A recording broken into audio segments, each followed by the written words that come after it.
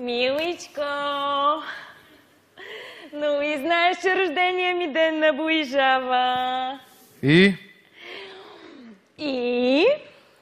Мислила ли си какво ще ми подариш за рождения ден? Не. Добре. Тогава може, например, да ми вземеш нещо за и тука. Няма проблем. Щом искаш шал, шал. Не. Миличко, нямам предвид шал. Нещо по-малко. Папионка? Не. По-скоро едни такива мънички, кръглички, наредени едно до друго, леко лъщат. Хапчета за гърло? Перли, бе! Перли! Перли?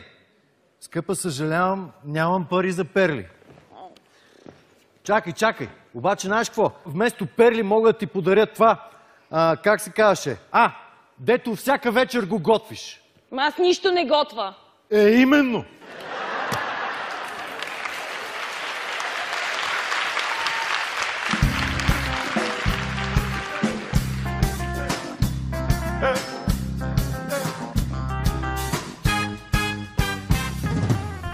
Baby boy, stay on my mind, fulfill my fantasies. I think about you all the time, I see you in my dream. Baby boy, not a day goes by without my fantasies. I think about you all the time, I see you in my dream. Oh, my baby's fly, baby, oh, yes, no, hurt me so good, baby, oh.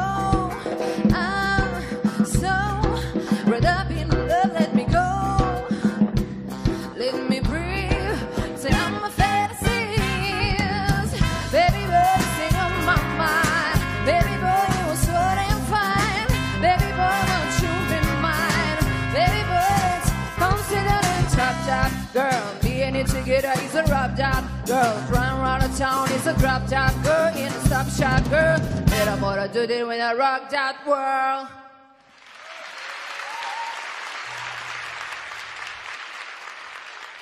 Добър вечер, уважаеми зрители! Здравейте, скъпи гости в залата! Днес ние честваме Деня на народните будители. Поклон пред достойните българи, които в най-тъмните моменти за народа ли са пробудили у него стремежа за знание и духовно просвещение. Поклон отново! На този светъл празник, на днешния ден празнуват българските учени, българските журналисти и всички, които продължават делото на първите будители и днес. Нека всичките се чувстват специално поздравени от нас.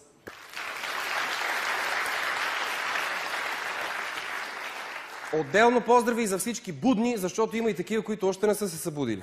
Не знаете. Сега, скъпи приятели, ние ще ви дадем още един повод за празник, защото точно в този момент започват страхотни, както винаги. А сега ще ви помоля да посрещнете с още по-бурни аплодисменти най-трудно събудимата актриса в България. Дами и господа, представям ви Анелия Луцинова!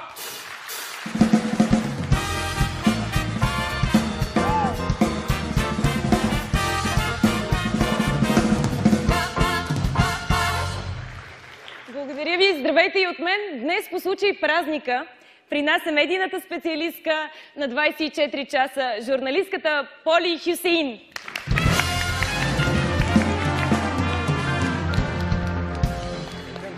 Радвам се, че сте при нас, Поли. Искам да ви кажа честит празник. Истинските журналисти са будители, пазители на езика. Естествено, за съжаление, това не важи за онези жълти, дори клонящи към кафяво псевдожурналисти. Поли обаче наистина е будител, защото е шеф на отдел оживление в нейния вестник. Поли като журналист прави интервюта с известните личности, които присъстват в материалите и за разлика от други журналисти, които директно се измислят от името на хората. Така. Поли, искам да питам в този ред на мисли. Знаеш ли какво е това кит? Ако не... Кит, да. Кит. Не знаеш. Добре, ще ти кажа. Това е цаца, уловена от журналист на жълт вестник. Тук при нас е и деканът на факултета по журналистика и масова комуникация, доцент доктор Теодора Петрова.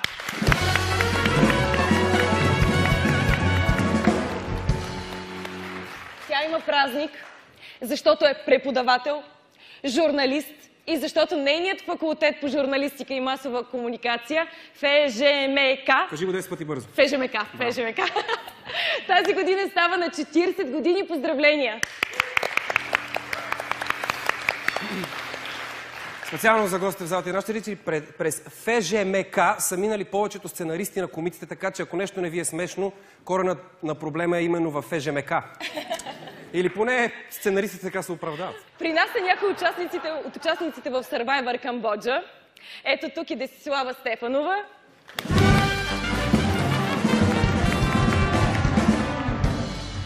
Значи, Шайбо, това е модел. Да, виждам. Манекенка, която се занимава и с полуденс. Така. Въздушна акробатика на пилон е това, да? Загубих хубава дума. За съжаление, моя искрено и на повечето хора, де си отпадна от Survivor, не успя да изкатери по-нагоре, но нищо. Да, поне не е като тебе, Шайба. Единственото ти катерене винаги е нагоре към черешата. Айде, моля ти се тихо. При нас тази вечер е и Survivor-ката Янита Янчева.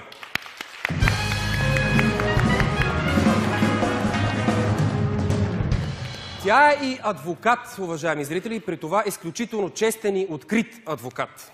Ти как го разбра това? Навсякъде разкрива голата истина.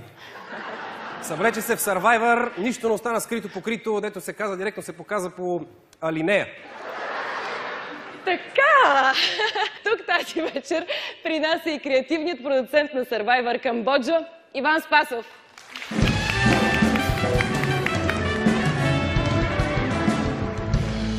Значи хора, поздравления за шоуто, обаче да ви призная, аз не бих отишъл на такова място. Камбоджанската джунгла. Това е място пълно с огромни змии, животни и още по-огромни комари. И чак пък толкова, колко път толкова да са големи тия комари? Ти гледала ли си въздушните снимки от хеликоптер в Survivor? Да. Не са от хеликоптер, от гърба на комар са правили. Шегуваш се ти, но въздушните снимки ги е снимал оператора на Властелина на пръстените Питър Томпсън, нали така? Аплодисменти. Уважаеми участници, аз да ви кажа, това е човекът, който не ви даваше да ядете и който ви измисли уния гадни игри, срещу скромната сума от 20 лева ще ви кажа къде живее. Тук при нас, преди да е станало напечено, тук при нас е и суперзвездата на българската поп-музика Влади Амфов Графа!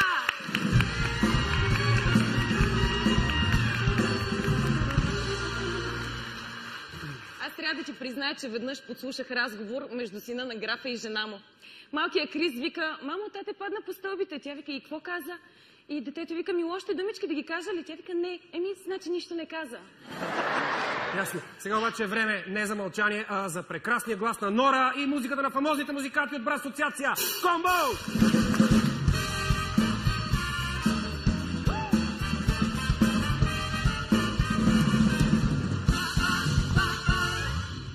Скъпи приятели, ако човек се учи докато е жив, следващите двама ще живеят до към 1000 години. Единият за да учи, другия за да го изпитва. Моля, посрещнете вечния студент Здравко Ахилесов и професор Коста Тазоведрев.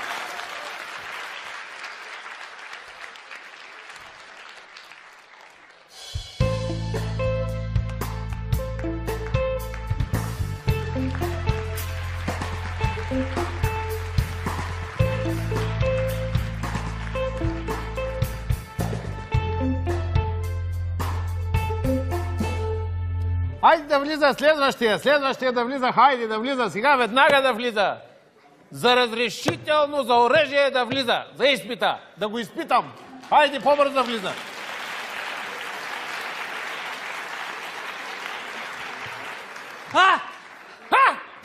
О, Боже! Не! Ахилесов, не! Не! Не, ама да! Как да? Ами да! Професор Тазоведрев, какво правите вие тук? Аз какво правя тук? Ами да. Аз какво правя тук? Какво правите тук тук? правя, ама какво? Какво? Водя изпита за разрешително за оръжие, Здравко. Оле! Аз съм най-добрия ловец сред професорите. Аз съм всестранно развит, странно съм се развил, а не като тебе ментално пробит. Оле, майч!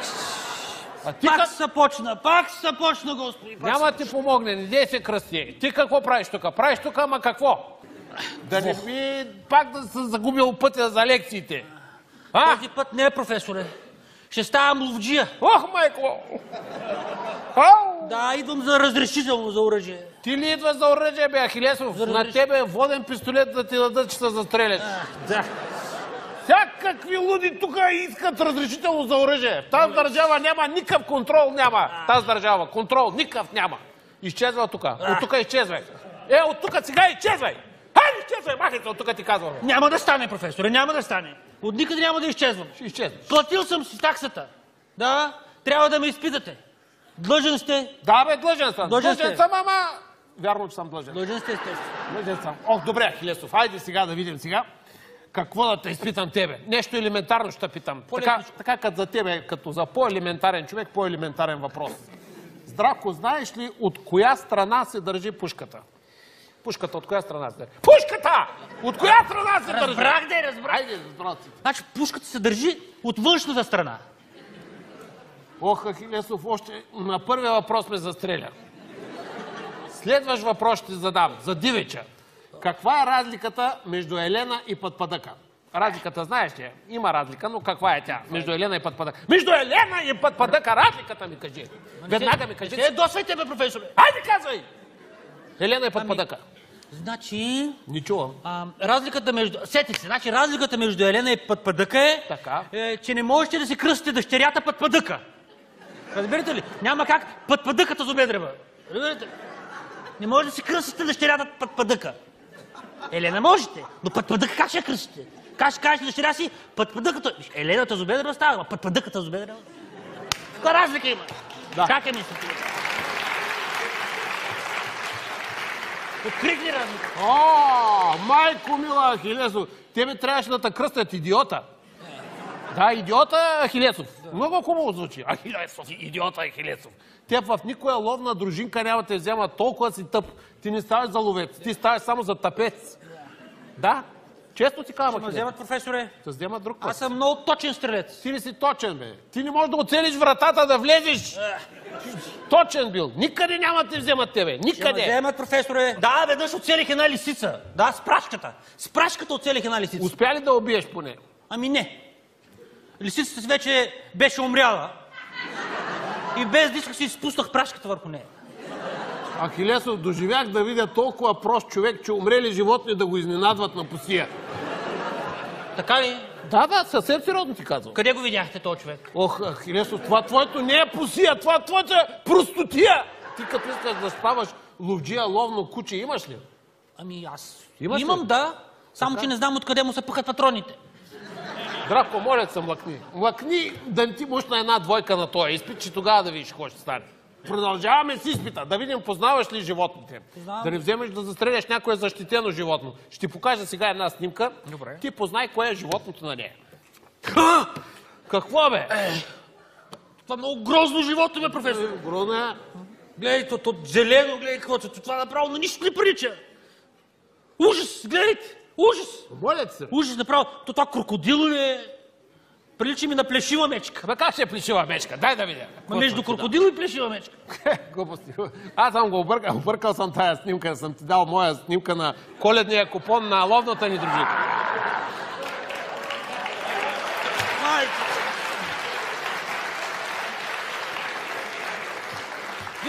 Ти на интересен ли ми се правиш, а? Какво правите в тази Как дружинка? очакваш някой да ти даде на тебе сега огнестрелно оръжие? С тия истории тук, а? Как очакваш? Огнестрелно оръжие да ти даде на теб, да ти даде? Аз огнестрелно не очаквам. Аз очаквам само такова, дето стреля с патрони, не с огън. Да. И си го нося даже, ето вижте. Ахилесов, защо имаш ти оръжие? Е как на изпит без пищов? Как? Ахилесов? Айде да видим сега, професоре. Айде да видим как, професор, сега. Ще играй взема сега. ли изпит или няма да го взема? Виж сега. Айде да видим, не? Чакай сега, моето момче. Кои са тези еднорози там? Къде е, професор? Еднорози. Ето. Здравко! Не, здравко, моето момче. Не си взе изпита. Ще ма плаши. Той мене с пистолет ще ма плаши. Хайде тогава. Имаш 5 секунди да се скриеш и след това стрелям. 1. Ама, моля. 2. Моли си, професор. Бързо става. 3. Да не пускаш сега.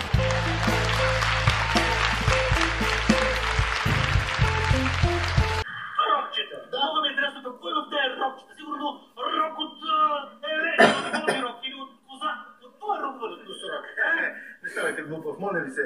Разбира се, че не са срок от еднорог, от носорог, какво там, козорог, какво е, а това са с рога от плужец. Моля се, попусти. Огол охлюв. Не види ли от това малко? Такова нещо.